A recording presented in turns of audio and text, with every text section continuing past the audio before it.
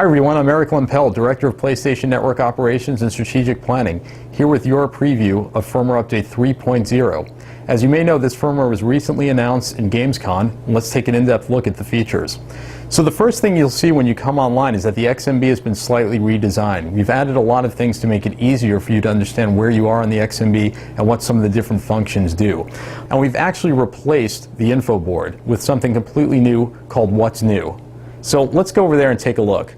So I'm going to go over to the PlayStation Network icon on the cross media bar, and this is where this will be located. And this will actually come up as the first thing when you start up your PS3. And we're going to populate this with new information on a regular basis. So as you can see today, I've got lots of information from the world of PlayStation. There's information from the PlayStation Store, from PlayStation Home. We've got a section for Pulse. We're talking about PSP Go, Little Big Planet Game of the Year. There's a lot we can do with this. So for example, with Little Big Planet, if I click on this, we're going to go over to the official game site on the web browser for this game. If I were to click on the PlayStation Store icon, we'll go directly to the store. And if we were speaking about a specific game in the PlayStation Store, we would link directly over to that game. So this will really make it easy to bring things to the surface and help you find the latest and greatest quickly. Another thing we can do is link to videos. So I'm going to go over to Pulse, and I can click on that, and it'll immediately start playing Pulse. On this edition of Pulse, another great feature of the What's New section is to easily navigate to the last games you were playing. So once you start playing games on disc or games you purchased through PlayStation Network, they'll be on the What's New section, and you can click over to them and immediately launch into those games. So it's really easy if you were playing a game last night and came back the next day, those games will be right here so you can jump right back into the action. So another thing you can do is go over to the game section, and we've actually added the PlayStation Store icon here as well. So this will take you directly to the game store and the latest and greatest there. So as you can see here, we've got a bunch of different items highlighting what's new in the PlayStation Store and just other games in general. And if you click on any of these games, you'll link directly to their official game sites or their section in the PlayStation Store. And we've done the same thing for the video icon. So this makes it easy to get over to the video section of the PlayStation Store. And again, if you click on this, we'll be highlighting some of our newest releases available for rental and purchase, and you can link directly to those items to check them out. Another thing you'll notice is that there's some more animation behind the scenes on the XMB. As you can see, there are these sparkles kind of bouncing around in the background.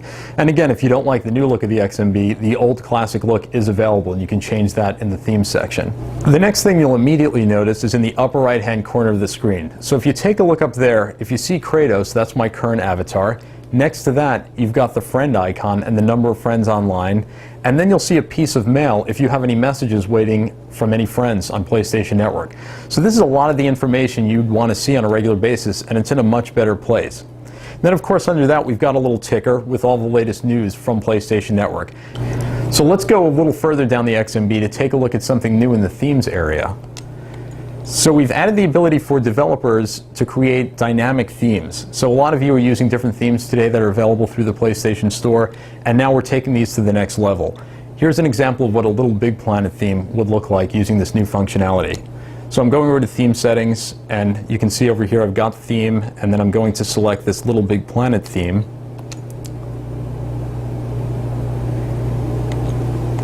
And this is what this would look like. So as you can see, it's completely dynamic. Everything's moving.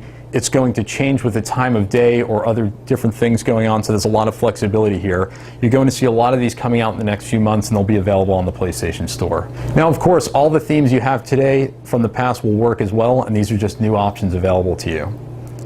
Another great thing you'll be seeing in the next few months are the availability of avatars. So we're going to add a tremendous amount of new avatars to the PlayStation Network over the coming months. That's enabled in firmware update 3.0, and we'll have free and premium avatars available through the PlayStation Store. So it's a new place to get avatars, and you'll be seeing all of your favorite characters and other items from the world of PlayStation.